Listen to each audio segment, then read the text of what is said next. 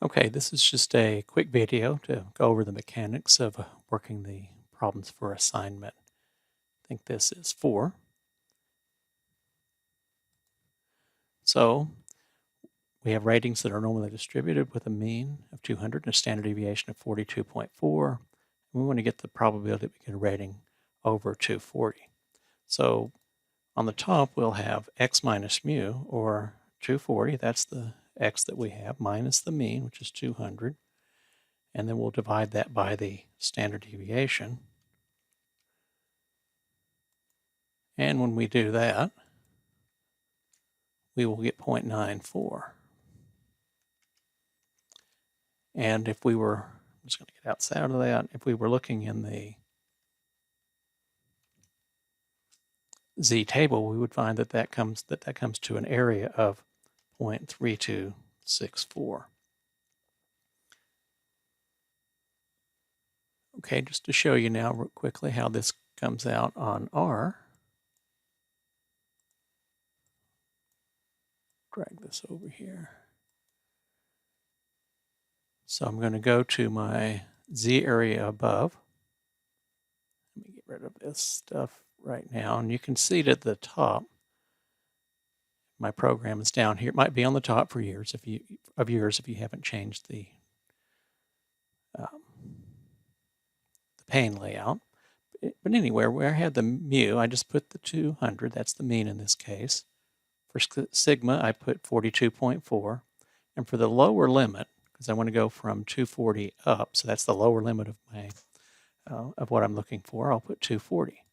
So once you've put in those three numbers, just highlight everything and click Run, and you will have the normal distribution with the mean of 200. We're looking at 240 above. It's about 0.173. And just to show you right up here, remember that we had looked up 3264. 0.3264 is the area above 0.94 standard deviations, which 0.94 standard deviations is right there. Now we're going to come up with something that's pretty close to 173 and might be a little bit different, and I can tell you that R is going to be a little more accurate. It carries things out to decimal points, and there's our 0.1736, a little more than the 173, but about. And so you can see that there.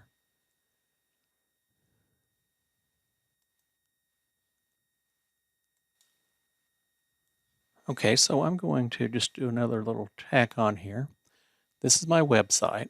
You can get a Z table in the back of the textbook, and you may want to do that if you're doing my stat lab assignments.